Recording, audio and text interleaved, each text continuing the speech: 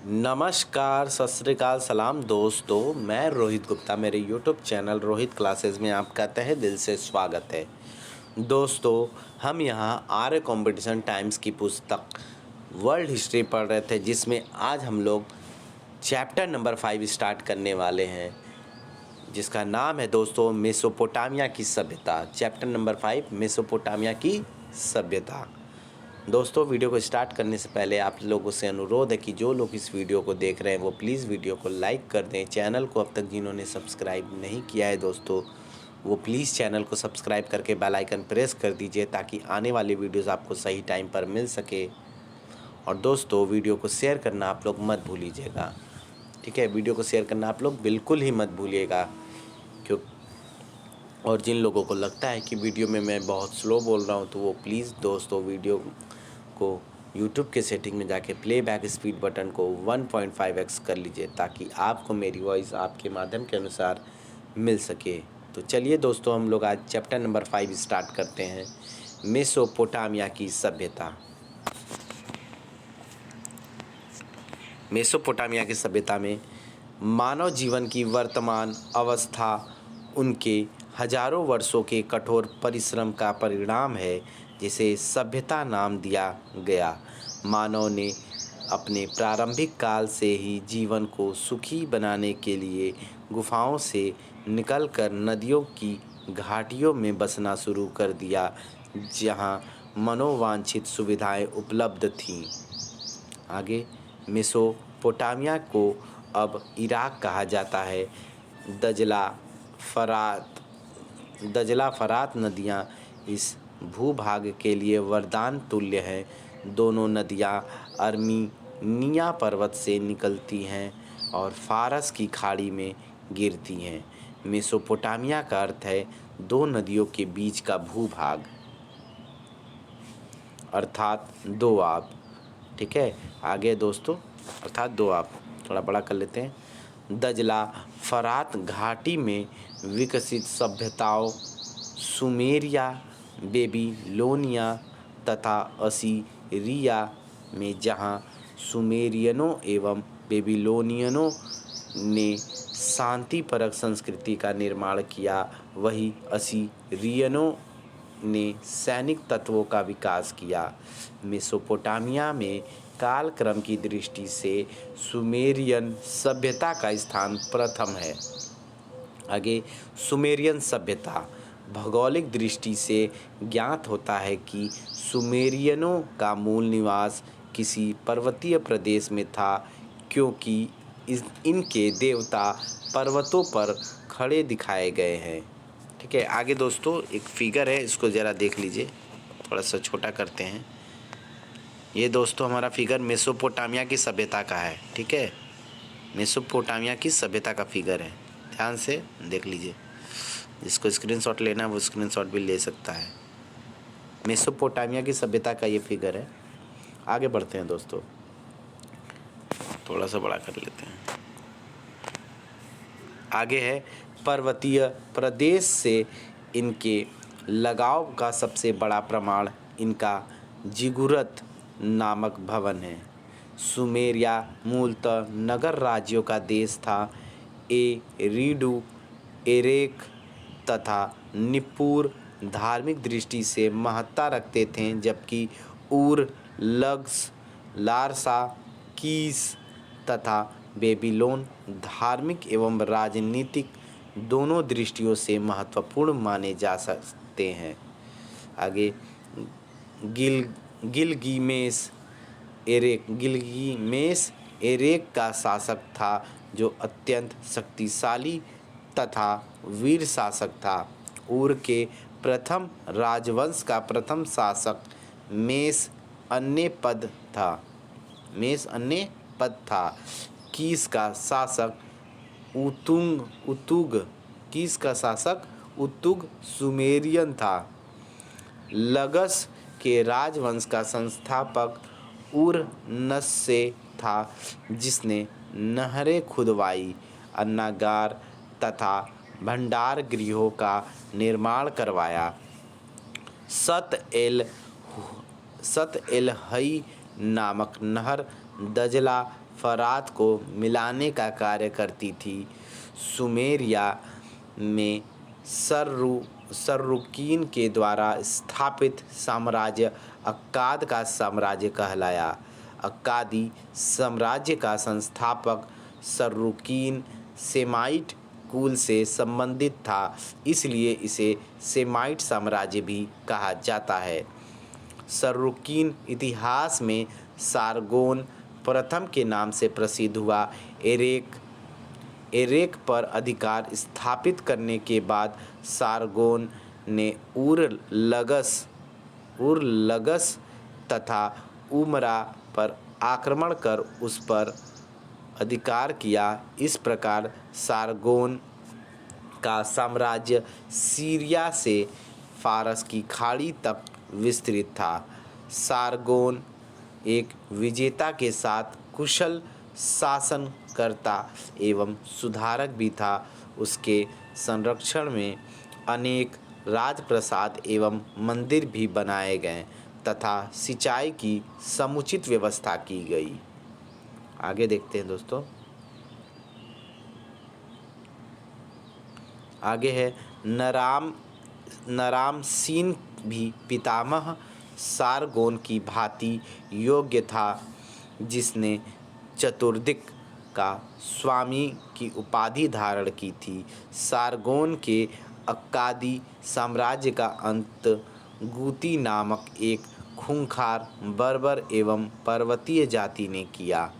आगे उर-नम्मू द्वारा स्थापित राजवंश मेसोपोटामिया के इतिहास में ऊर का तृतीय राजवंश के नाम से प्रसिद्ध है। गुड़िया के नेतृत्व में लक्स में जिस साम्राज्य की स्थापना हुई उसे सुमेरियन इतिहास में लक्स का द्वितीय साम्राज्य कहा गया।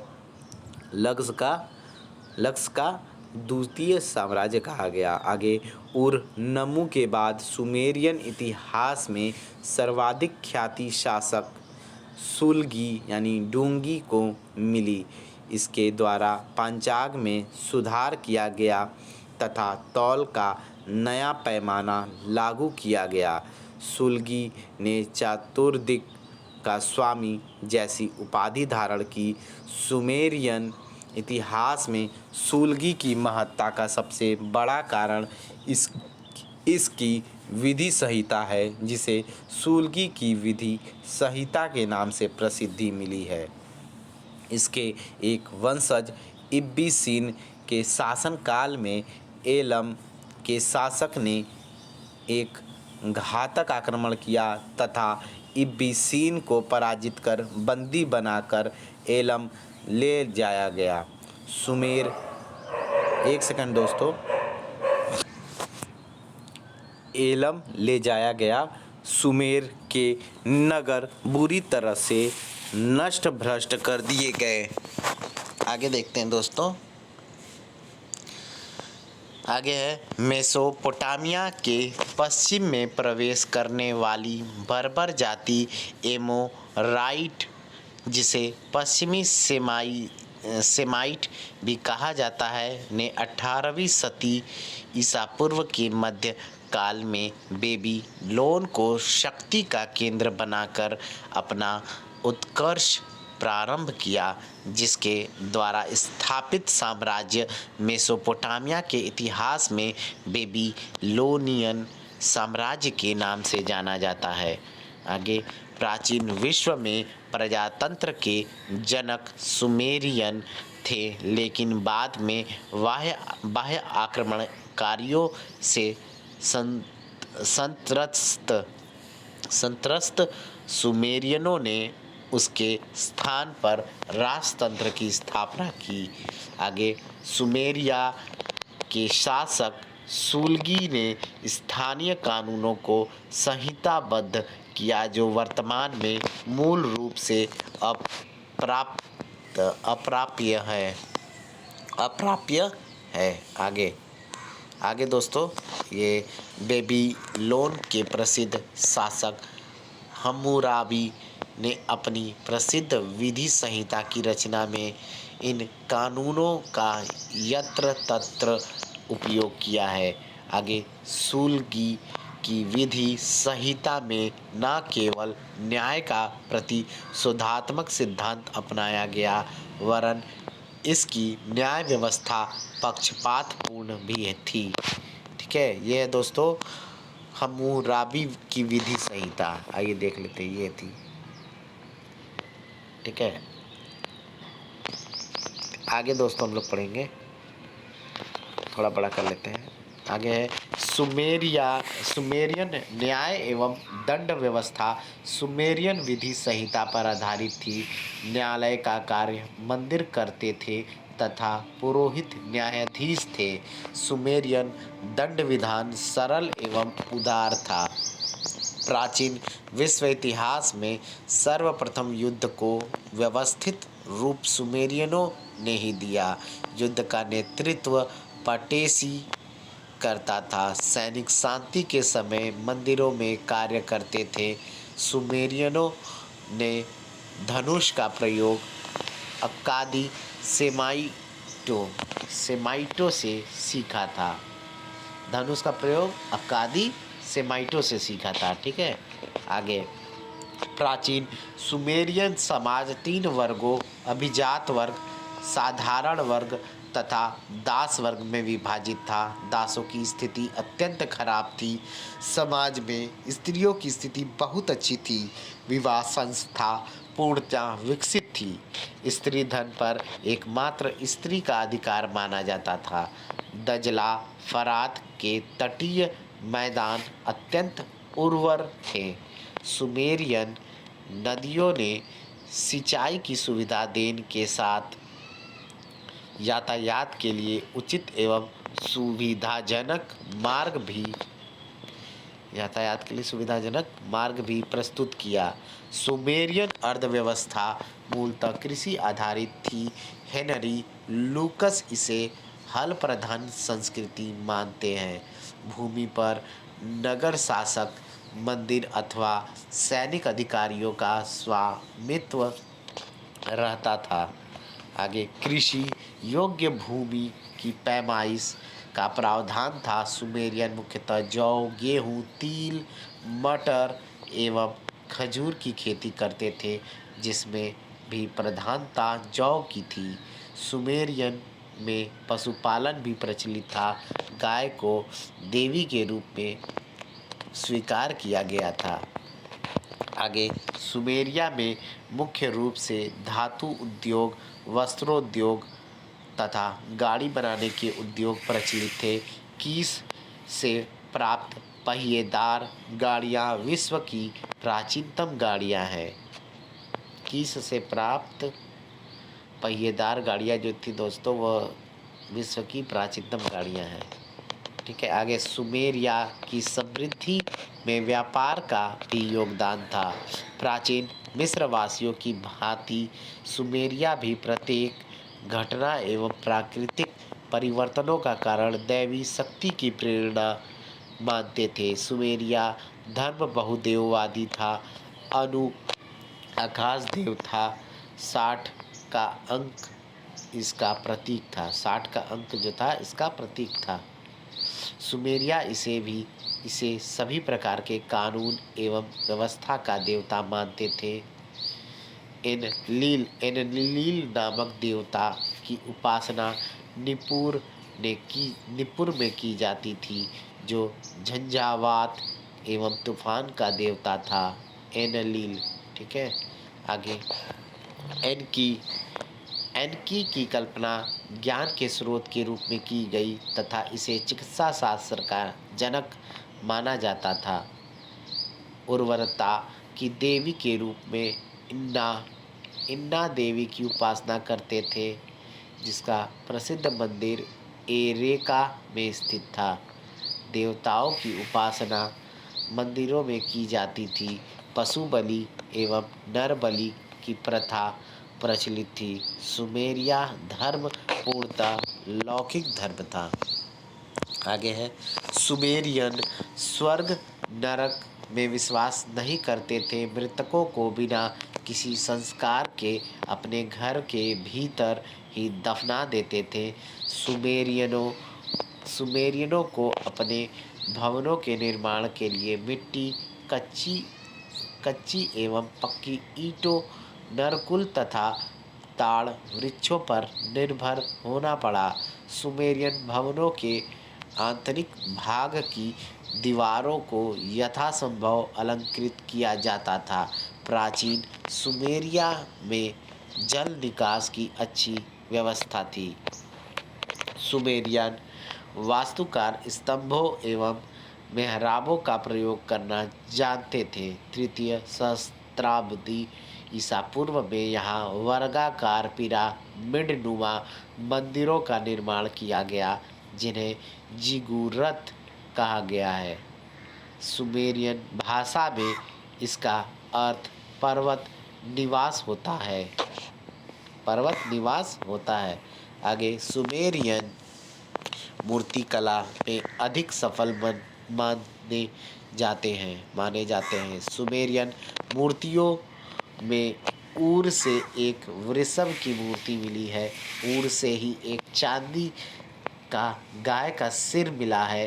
तृतीय सहस्त्राब्दी ईसा पूर्व का नरामसीन का विजय स्तंभ भी महत्वपूर्ण है। आगे चौक के प्रथम आविष्कर्ता सुमेरियन ही थे। प्रत्येक व्यक्ति एवं समुदाय की अपनी अपनी व्यक्तिगत मुद्राएं होती थी, जिन पर पशुओं की आकृतियां एवं संबंधित व्यक्ति के नाम के साथ साथ धार्मिक दृश्य उत्कीर्ण किए जाते थे।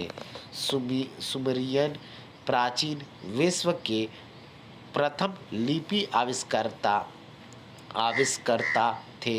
इनकी लिपि, जो चित्रलिपि थी, में चित्रों की संख्या 2000 थी। सुमेरियन लिपि को किलाक्षर लिपि यानी क्यूनिफॉर्म लिपि कहा जाता है। सुमेरियन व्यापारिक दस्तावेजों, पत्रों तथा अनुबंधों के लिए मिट्टी की गीली पाटियों का प्रयोग करते थे।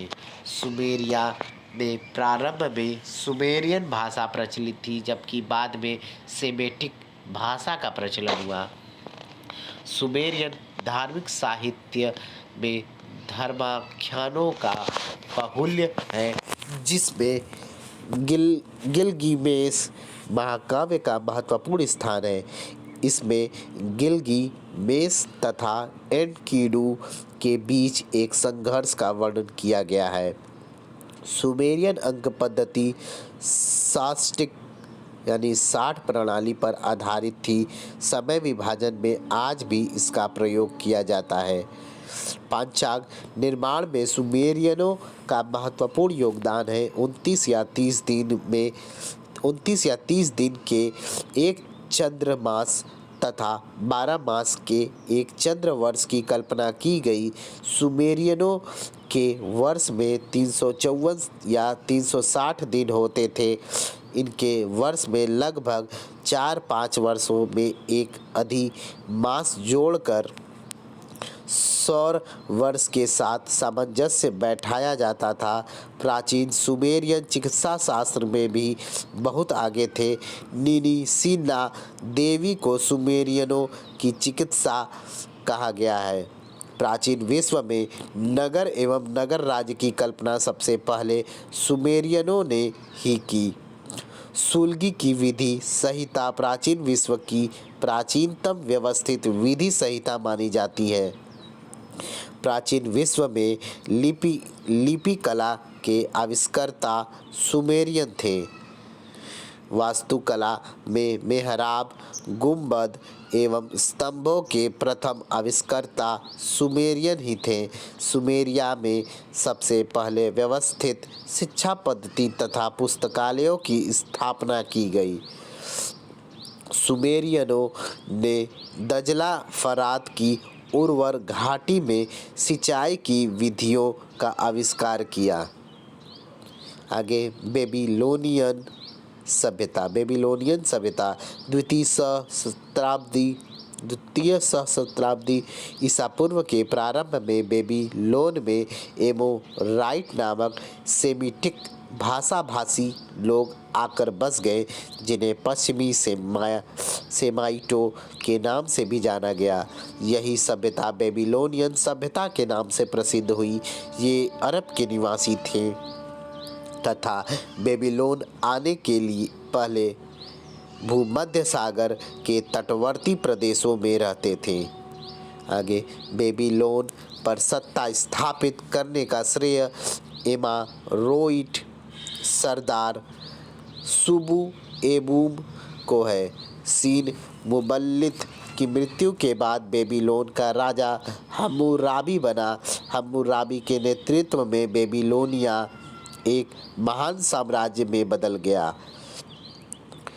हम्मुराबी का साम्राज्य Babylon, Nippur, Eridu, Larsa, Erech, Kish, लक्स, अक्काद, इसीन, असूर, निनीव इत्यादि नगरों पर था। हम्मुराबी के शासनकाल को बेबीलोनिया के इतिहास में स्वर्ण काल की संज्ञा दी जाती है। बेबीलोनियन इतिहास में हम्मुराबी की प्रसिद्धि विधि संहिता के कारण है। इसे इतिहास में हम्मुराबी की विधि संहिता के नाम से जाना जाता है। बेबीलोन के प्रधान देव मारदुक के मंदिर में स्थापित इस विधि संहिता को लगभग 2.5 मीटर ऊंचे पाषाण स्तंभ पर उत्कीर्ण करवाया गया है। वर्तमान में यह विधि संहिता लुव्रे संग्रहालय पेरिस में एक अमूल्य निधि के रूप में सुरक्षित है। कीलाक्षर लिपि में उत्कीर्ण इस विधि संहिता को हेनरी रॉलिंसन के परिश्रम के फलस्वरूप पढ़ा जा सकता है। आगे, हम्मुराबी ने कीस से फारस की खाड़ी तक एक नहर का निर्माण करवाया। हम्मुराबी की मृत्यु के बाद उत्तराधिकारी शम्सु-इलुना बना। आगे चलकर अश्व से परिचित एवं युद्धप्रिय केसाइटों ने बेबीलोनिया में एक नवीन साम्राज्य की स्थापना की। केसाइटो, आगे दोस्तों, आगे है केसाइटों ने अगुम द्वितीय के नेतृत्व में एक सुदृढ़ राज्य स्थापित किया। केसाइट शासक करिगल्जू द्वितीय ने एक नवीन राजधानी कूफ का निर्माण किया। मिस्र तथा पश्चिमी एशिया में हुर्रियनों ने सर्वप्रथम 2 पहिए वाले अश्व चालित लड़ाकू रथों का प्रचलन किया। बेबीलोनियन भवनों में प्रायः ईंटें प्रयुक्त की जाती थी। छतें गीली मिट्टी की सहायता से बनाई जाती थी। भवनों में कमरे सड़क की ओर नहीं बल्कि आंगन की ओर खुलते थे। जिगुरत देवालयों के रूप में प्रतिष्ठित थे और वहीं बैठकर बेबीलोनिया के ज्योतिषी ग्रह नक्षत्रों का अध्ययन करते थे। आगे दोस्तों, बारसिप्पा के जिगुरत में 7 मंजिलें थीं, इसलिए इसे 7 सितारों का मंच नाम दिया गया था। बेबीलोनिया में व्यापार वाणिज्य का अत्यधिक विकास हुआ, इसलिए मुद्रा की अधिक आवश्यकता पड़ती थी। यहाँ साधारण व्यक्ति से लेकर सम्राट तक अपनी व्यक्तिगत मुद्रा रखते थे। इन पर चित्र और व्यक्ति से संबंधित नाम उत्कीर्ण रहते थे। आगे है, सुमेरिया की भांति बेबीलोनिया में भी कीलाक्षर लिपि का प्रचलन था। इनकी साहित्यिक कृतियों में गिलगामेश महाकाव्य का स्थान सर्वोच्चतम है। गिलगामेश एरेक का एक पौराणिक शासक था। गिलगामेश जो था वह एरेक का एक पौराणिक शासक था, जिसमें उसका व्यक्तित्व एवं एक वीर पुरुष के रूप में वर्णित है। एनुमा एलिस में जगत की उत्पत्ति तथा देव समूह द्वारा इसके संचालन का वर्णन है। दार्शनिक कृति द बेबीलोनियन थियोडीसी में विपत्ति में पड़े एक व्यक्ति तथा इसके मित्र के बीच संवाद मिलता है। डायलॉग ऑफ पेसिमिज्म में स्वामी तथा दास के बीच संवाद का वर्णन है। आगे दोस्तों, बौद्धिक रचना लुडलुल वेल नेमकी या बेबीलोनियन जॉब में एक ऐसे व्यक्ति के कष्टों का वर्णन किया गया है जो प्रारंभ से ही सदाचारी एवं धार्मिक था। उपदेश परक नीति साहित्य के रूप में काउंसिल ऑफ विजडम का महत्वपूर्ण स्थान है। बेबीलोनियन अंक पद्धति शास्त्रिक यानी 60 प्रणाली पर आधारित थी। बेबीलोनियन ज्योतिषियों ने वर्ष को 12 चंद्र मासों में विभाजित किया था, जिनमें 6 मास 3 दिन 6 मास 29 दिन के थे। इस प्रकार एक वर्ष में कुल 354 दिन थे। बेबीलोनियन नगरों का मानचित्र बनाने में भी निपुण थे। चिकित्सा व्यवसाय अस्तित्व में आ चुका था। यदि शल्य क्रिया में चिकित्सक द्वारा किसी कुलीन वर्ग के रोगी की मृत्यु हो जाती थी तो चिकित्सक के दोनों हाथ काट दिए जाते थे। बेबीलोनियनों ने धार्मिक क्षेत्रों में पुरोहितों को विशेष महत्व दिया था। असीरिया की सभ्यता देख लेते हैं अब। मेसोपोटामिया का उत्तरी भाग असीरिया कहलाता था। सेमेटिक जाति ने यहाँ अपने देवता असुर के नाम पर असुर नामक नगर बसाया था। यहाँ का प्रथम शक्तिशाली राजा तिग्लत पिलेसर प्रथम था। आगे असुर नासिरपात द्वितीय अत्यंत क्रूर एवं बर्बर शासक था। तिग्लत पिलेसर तृतीय के राज्यकाल में असीरिया ने अपने खोए हुए वैभव को पुनः प्राप्त किया। सारगन द्वितीय एक महान विजेता और योग्य शासक था, जिसने 722 ईसा पूर्व से 705 ईसा पूर्व तक राज्य किया। इसने ही असीरियन साम्राज्य की नींव रखी। ठीक है, असीरियन साम्राज्य की नींव रखी किसने? सारगन द्वितीय ने। आगे सारगन द्वितीय ने निनवेह यानी निनेव नगर का नाम बदलकर अपने नाम पर सुरुकीन या सारगन रखा और इसे अपनी राजधानी बनाया। ठीक है, सेनाचेरिब ने अपनी राजधानी निनवेह की रक्षा के लिए उसके चारों ओर दीवार का निर्माण करवाया तथा अपने साम्राज्य को प्रांतों एवं जिलों में विभक्त किया। साम्राज्य में सड़कों का जाल बिछाया और डाक व्यवस्था का भी समुचित प्रबंध किया। असुर बनीपाल असीरिया का अंतिम प्रतापी और प्रसिद्ध शासक था। इसके समय में व्यापार, शिक्षा और कला आदि क्षेत्रों में असाधारण उन्नति हुई।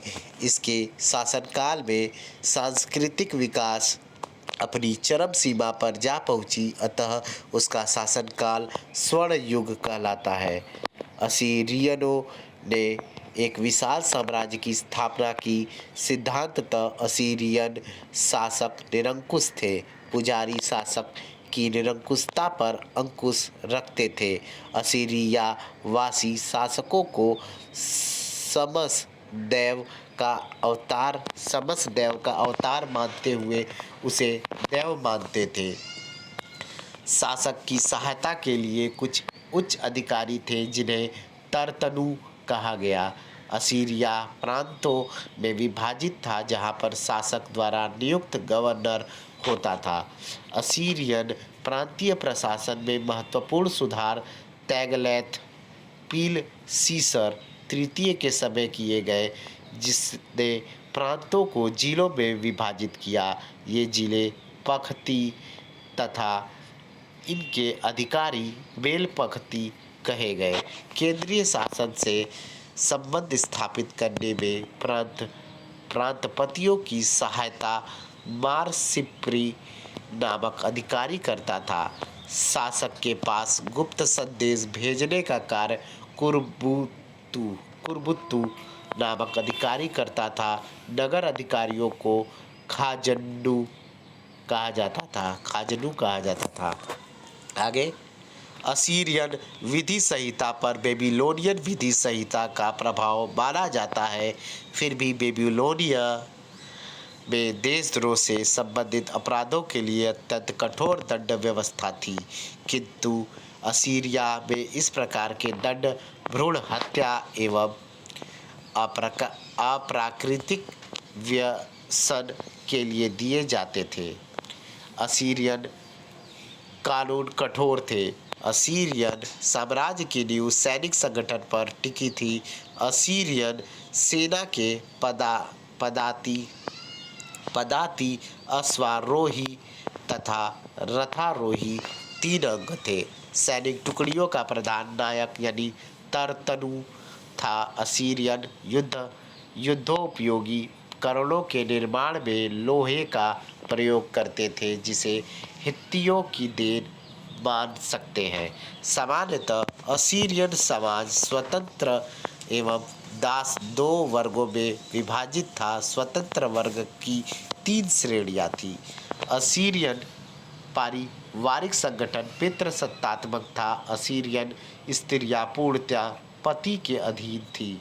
विवाहित स्त्रियों को कठोर पर्दे में रहना पड़ता था। असुर निवासियों का स्वभाव क्रूर एवं निष्ठुर था। आगे सबुरसत एवं नफिया नामक स्त्रियों ने अब अल्पकाल के लिए शासन संभाला था। बेबीलोनिया की व्यापार प्रधान संस्कृति के विपरीत असीरियन आर्थिक संगठन कृषि परक था। असीरियन कर व्यवस्था अत्यंत कठोर थी। आगे कृषि कर्म के बाद असीरियनों के आर्थिक संगठन का मुख्य आधार उद्योग धंधा था, जिसमें मुख्य धातु उद्योग था। आगे देख लेते हैं दोस्तों। असीरियन व्यापार को घृणा की दृष्टि से देखते थे। भूस्वामी उच्च वर्ग के सदस्य ही थे। खेतों तक जल पहुंचाने के लिए सडूफ यानी ढेकुली की सहायता ली जाती थी। मुद्रा प्रणाली विकसित नहीं थी। बेबीलोनियन राष्ट्रीय देव मारदुक का स्थान असीरिया के असुर नामक देवता को मिला। असीरियन धर्म में अशुभकारी शक्तियों को विशेष महत्व मिला था, जिनसे बचने का एकमात्र उपाय मंत्र तंत्र था। असीरियन वास्तुकला में प्रारंभ में ईंटों का प्रयोग किया गया, लेकिन भवन निर्माण के लिए उपयुक्त पत्थरों की सुलभता के कारण बाद में इनका बहु प्रचलन हो गया। तिग्लैथ पिलीसर प्रथम ने राष्ट्रीय देव असुर के लिए कई मंदिर बनवाए थे।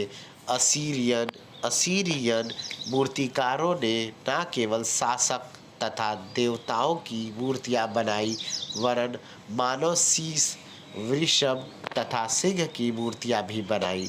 अशुरबनिपाल के समय में नीनीव में निर्मित विशाल ग्रंथागार के कारण असीरिया विश्व साहित्य में प्रसिद्ध है।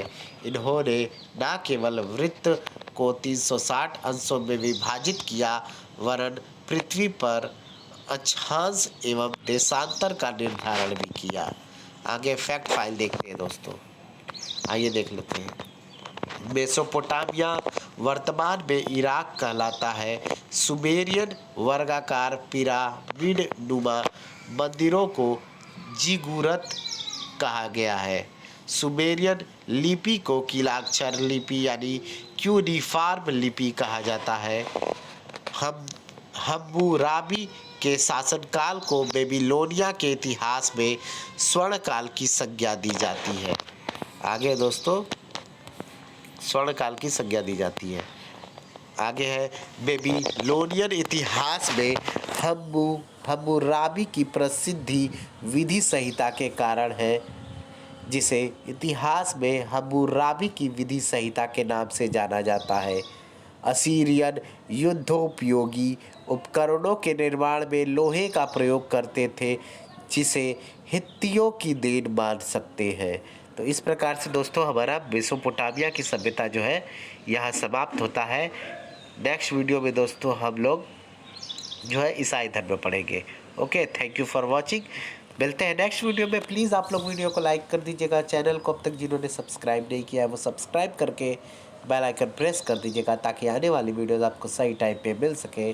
और वीडियो को दोस्तों आप लोग शेयर कर दीजिएगा। Okay, bye bye, good morning. खूब पढ़ते रहिए, खूब बढ़ते रहिए। लव यू दोस्तों।